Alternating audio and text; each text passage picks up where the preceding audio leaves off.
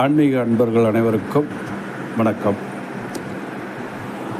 நாம் இப்போது பார்ப்பது ரசமணி.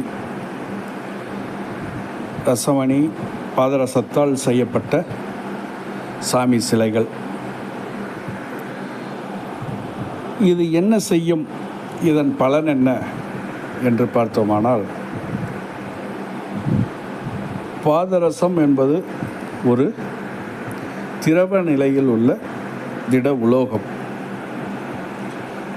இதை நம்ம முன்னோர் சித்தர்கள் சிவன் விந்து என்று குறிப்பிட்டுள்ளார்கள்.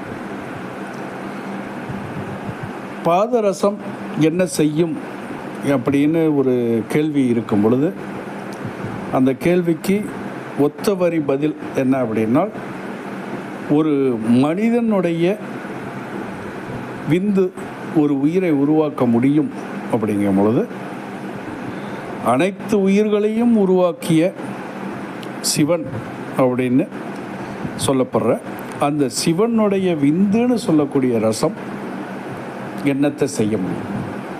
எல்லாமே செய்யும், அனைத்தையும் உருவாக்கும். இது பொதுவான கருத்து.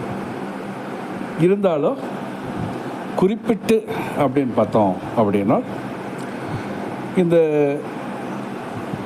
திரவ நிலையில் உள்ள ரசத்தில் சில மூலிகைகளையும் சில பாசானங்களையும் சில உலோக வர்க்கங்களையும் சேர்த்தும் பொழுது, அந்த மூலிகை பாசானம் உலோகங்களுக்கு ஏற்ப, அதன் குணத்திற்கு ஏற்ப இந்த ரசமணி ரச சிலைகள் அதனுடைய வேலைகளை செய்யும். பொதுவான பலன் பொதுவாக என்ன செய்யும் அப்படின்னு பார்த்தோம் அப்படின்னா, இப்போ ஒரு மணியாக உடலில் அணிகிறோம் அப்படின்னா, பொதுவாக நம்ம உடலில் உள்ள வாத பித்த கபம் அப்படின்னு சொல்லக்கூடிய இந்த 3 நிலைகளையும் சமமாக்கும். உடல் வெப்பத்தை போக்கி குளிர்ச்சியாகும். அதிக குளிர்ச்சி உள்ளவங்களுக்கு குளிர்ச்சியை போக்கி தேவையான வெப்பத்தை கொடுக்கும். இது பொதுவான உடல் ரீதியான மாறுதல். இதை தவிர அப்படின்னு பார்த்தோம்னா, நம்ம முன்னோர்கள் சொன்னபடி தீவினை அப்படின்னு சொல்லக்கூடிய பில்லி, சூனியம், ஏவல் இந்த மாதிரி பிரச்சனைகள் எதுவும் நம்மளை அணுகாது. அதே போல் இயற்கை சீற்றங்கள் எதுவும் நம்மளை தாக்காது. ஒரு வீட்டில் இப்போ நாம் ஒரு சிலையாக வச்சு வழிபாடு பண்ணுறோம் அப்படின்னாலும், அல்லது ஒரு மணியாக உருவாக்கி வச்சுருக்கோம் அப்படின்னாலும், அந்த இடத்துல இயற்கை விளைவுகள் எதுவும் ஏற்படாது. ஒரு இயற்கை சீற்றத்தின் பேரில் ஒரு இடி விழுது அப்படின்னாலும் கூட அந்த வீட்டுக்கு அந்த பாதிப்பு தராது. விஷப்பூச்சிகள் அந்த வீட்டுக்கு வராது.